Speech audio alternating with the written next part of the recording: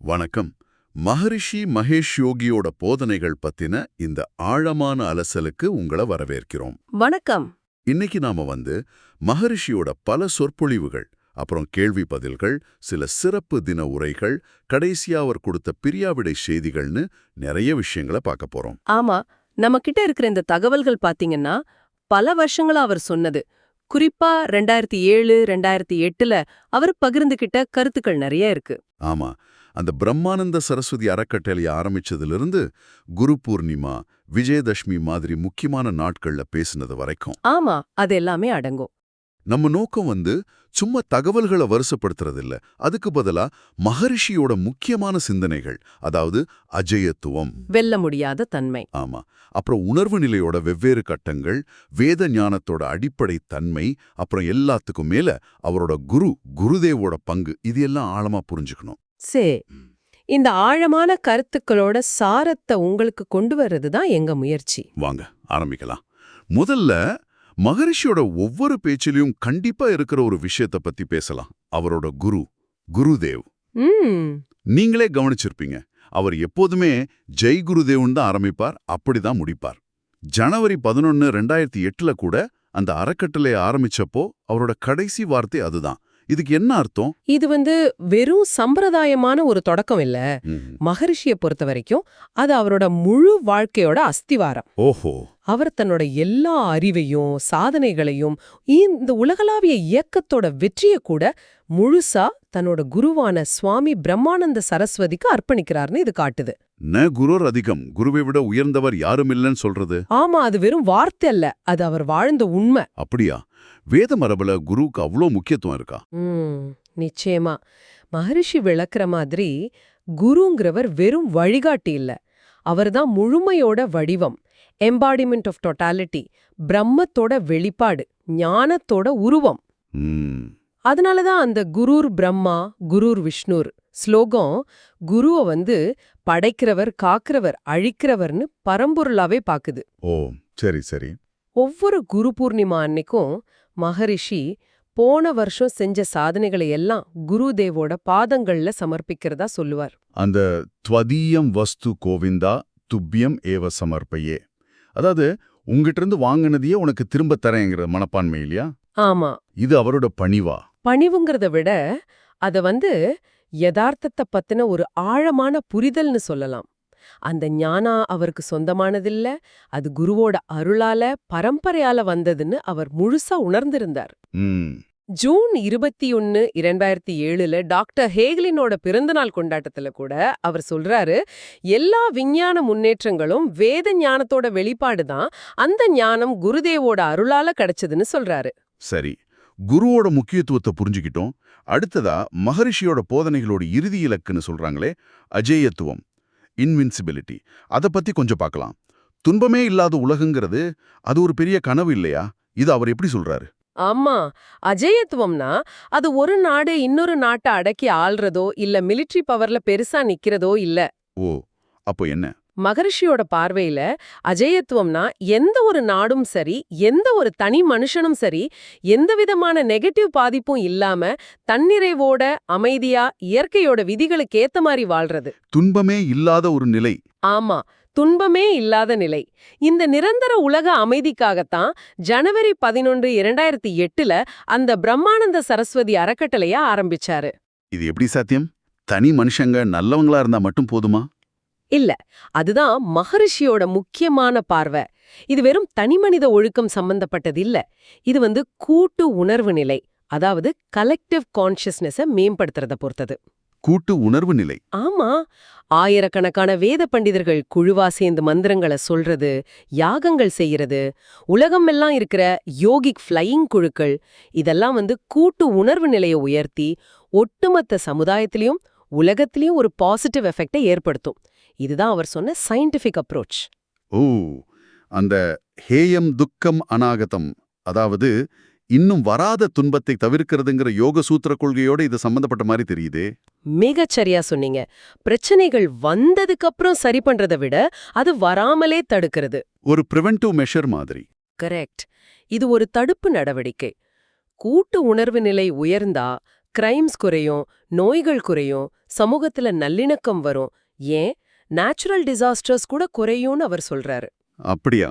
அவர் என்ன சொல்றாருன்னா, மனுஷன் உருவாக்குன தப்பா இருக்கிற சட்டங்களை நம்பி நிர்வாகம் பண்றதை விட இந்த பிரபஞ்சத்தையே இயக்குற இயற்கையோட விதிகள், நேச்சுரல் லா, அதாவது அந்த யூனிஃபைட் ஃபீல்ட் அடிப்படையில நிர்வாகம் அமையணும். அப்ப அந்த பழமொழி யதா ராஜா ததா பிரஜா, அரசன் எவ்வளியோ மக்கள் அவ்வளின்னு சொல்றதுக்கு இங்க என்ன அர்த்தம்? இங்க ராஜானா சும்மா ஒரு ஆட்சியாளர் மட்டும் இல்ல, அது ஒரு தேசத்தோட ஒட்டுமொத்த நிர்வாக திறனை குறிக்குது. ஓஹோ.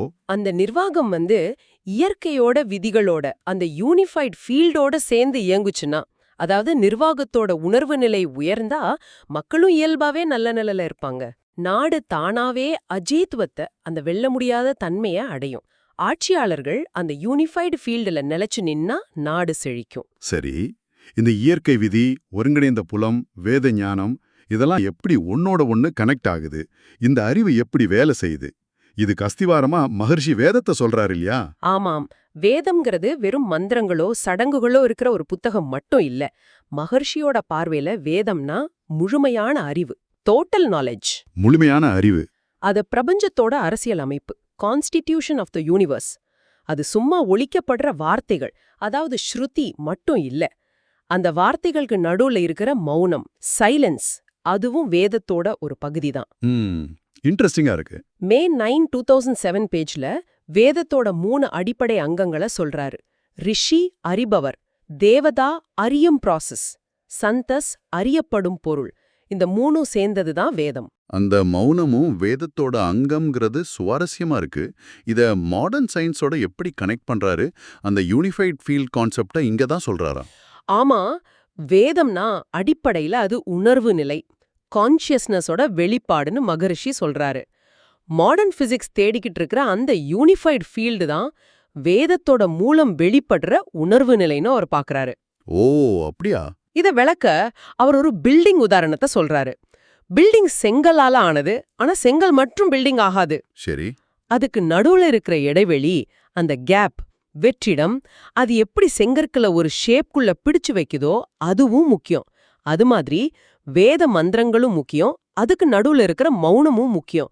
இது ரெண்டும் சேர்ந்ததுதான் முழுமையான அறிவு, யூனிஃபைட் ஃபீல்ட். டாக்டர் ஜான் ஹேக்லின் மாதிரி பிசிக்ஸ் சயின்டிஸ்ட்லாம் மகரிஷியோட வேலை செஞ்சதும் இந்த யூனிஃபைட் ஃபீல்ட் தியரி அடிப்படையில தானே? சரியா சொன்னீங்க. அதோட ராஜா நாதர்ராம், அதாவது டாக்டர் டோனி நாடர், அவரோட ரிசர்ச் ரொம்ப முக்கியம். ஆமா, கேள்விப்பட்டிருக்கேன். வேத மந்திரங்களுக்கும் மனுஷ உடம்போட ஒவ்வொரு பாகத்துக்கும் நேரடி தொடர்பு இருக்குன்னு அவர் சயின்டிஃபிக்கா ப்ரூவ் பண்ணிருக்கிறதா மகரிஷி அடிக்கடி சொல்றாரு. அப்படியா? அதாவது வேதம்ங்கிறது வெறும் தத்துவ புத்தகம் இல்ல, அது ஹியூமன் பிசியாலஜியோட ஒரு மேப் மாதிரி. அப்படின்னா ராமாயணம் மகாபாரதம் மாதிரி இதிகாசங்களை சும்மா ஹிஸ்டரியா இல்ல போர்க்கதைகளா பார்க்க கூடாதா? குரு பூர்ணிமா 2007 கேள்வி பதில் செஷன்ல மகரிஷி இத பத்தி பேசுறாரு. அதெல்லாம் வெறும் வெளிக்கதையா பார்க்காம அது நம்ம ஒவ்வொருத்தரோட உடம்புக்குள்ளயும் உணர்வு நிலைக்குள்ளயும் நடக்கிற ப்ராசஸஸோட வர்ணனையா பார்க்கணும்னு சொல்றாரு. உதாரணத்துக்கு ராமாயணத்துல வர்ற போர் நம் உடம்புக்குள்ள பாசிட்டிவ் நெகட்டிவ் ஃபோர்ஸ்க்கு நடுவுல நடக்கிற போராட்டமா இருக்கலாம்.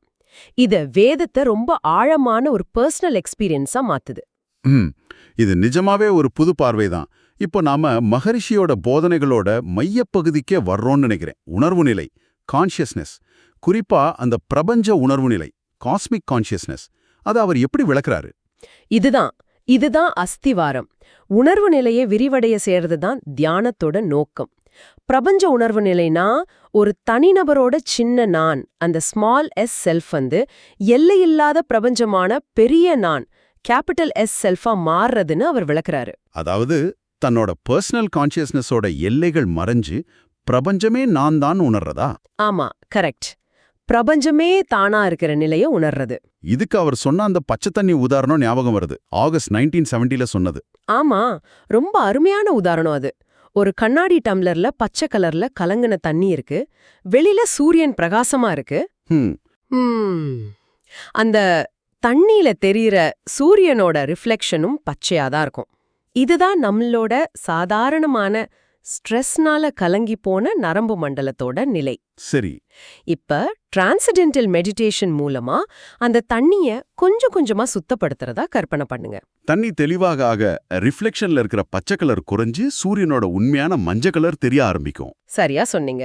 ஒரு ஸ்டேஜ்ல தண்ணி முழுசா தெளிவானதும் அந்த ரிஃப்ளெக்ஷன் சூரியனை மாதிரியே தெளிவா முழுமையா இருக்கும். ஆனா அது இன்னும் அந்த டம்ளருக்குள்ள, அதாவது தனி உடம்புக்குள்ள இருக்கிறதால ஒரு தனித்தன்மையோட இருக்கு. நான் சூரியன் தான், ஆனா இந்த டம்ளருக்குள்ள இருக்கேங்கிற மாதிரி ஒரு உணர்வு. எக்ஸாக்ட்லி. இதுதான் பிரபஞ்ச உணர்வு நிலை. எல்லை இல்லாதத உணர்ந்தாலும் அந்த தனித்தன்மை இன்னும் இருக்கு. அப்ப இந்த நிலையை அடைஞ்சதுக்கு அப்புறம் என்ன ஆகும்? மறுபிறவி உண்டா? மகரிஷியோட கூற்றுப்படி பிரபஞ்ச உணர்வு நிலையை அடைஞ்சதுக்கு அப்புறம் மறுபிறவி இல்ல. அதுக்கு அவர் சொல்ற உதாரணம் வறுத்த விதை. வறுத்த விதை? ஆமா. ஒரு விதைய வறுத்துட்டா அதுக்கு திரும்ப முளைக்கிற தன்மை போயிடும் இல்லையா? அது மாதிரி கர்ம வினைகளோட விதைகளை இந்த பிரபஞ்ச உணர்வு நிலைங்கிற ஞானம் வறுத்திடுறதால திரும்பவும் பிறவிச் சுழற்சிக்கு வர வேண்டியதில்ல. இது காலம், இடம் எல்லாத்தையும் கடந்த ஒரு எல்லையில்லாத விழிப்புணர்வு நிலை. இந்த முழுமையான எல்லையில்லாத நிலையத்தான் அவர் பிரம்மான்னு சொல்றாரா? ஆமா, பிரம்மாங்கிறது முழுமை, டோட்டாலிட்டி. இது கேட்கறதுக்கு சிம்பிளா இருந்தாலும் ரொம்ப ஆழமான மீனிங் இருக்கு. பிரம்மாங்கிறது ஒண்ணுக்கொன்னு முரணா தெரியற விஷயங்களோட ஒரு ஒருங்கிணைப்பு. எப்படி? மௌனமும் செயல்பாடும், சைலன்ஸ் அண்ட் டைனமிசம், ஞான சக்தியும் கிரியா சக்தியும், நாலேஜ் அண்ட் ஆக்ஷன், ஒன்றுபட்ட நிலையும் பன்முகத்தன்மையும், யூனிட்டி அண்ட் டைவர்சிட்டி. இது எல்லாமே ஒன்னா சேர்ந்ததுதான் பிரம்மா. நவம்பர் 25, 2007 உரையில பிரம்மத்தோட 10 மதிப்புகள் பத்தி பேசுறாரு. எப்படி ஒண்ணுங்கிறது வெவ்வேறு நிலைகள்ல 2, 3, 10 தெரியுதுன்னு விளக்குறாரு. ஆஹா, அகம் பிரம்மாஸ்மி, நான் பிரம்மம், சர்வம் கல்விதம் பிரம்மா, எல்லாம் பிரம்மமே, தத்துவம் அசி, நீயும் அதுவே. இந்த மாதிரி வேத மகா வாக்கியங்கள்லாம் இந்த முழுமை நிலையை தான் குறிக்குதா? நிச்சயமா.